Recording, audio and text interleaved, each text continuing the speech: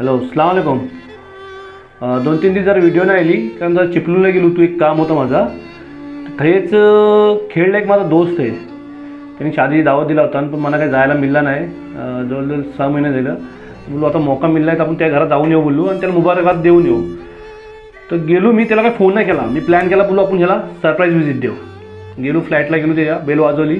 दरवाजा उघडला.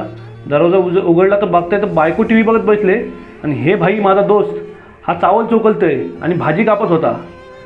तर मला बघला त्याचा तू जरा शरम झाला की बायकोला इशारा केला मग त्या घेऊन जात. तर ते बायकोने सांगला तू उचलला आणि ती किचनला निघून गेली. तर मी जाऊन बसलो काय सकाळी मग शेवटी याला न घेऊन त्याला मी विचारला बोलू काय रे बोलू तुझ्या अजून शादीला बोलू 6 महिने नाही झाले ते आणि बोलू ही तू बोलू बायकांची कामं करतेस बोलू चावल बिवलं उकलायची ही करतेस चोकलतेस.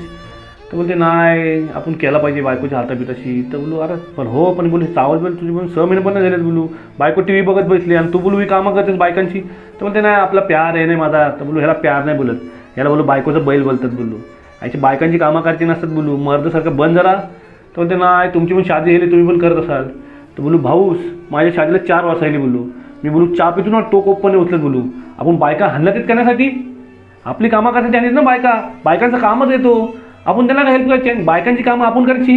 आपण मर्द आहो ना मर्द ना मर्द हा बायकांची कामं नाही करत समजला ना. काय हो जायली काय वासना धावून नाही बाकी लगेच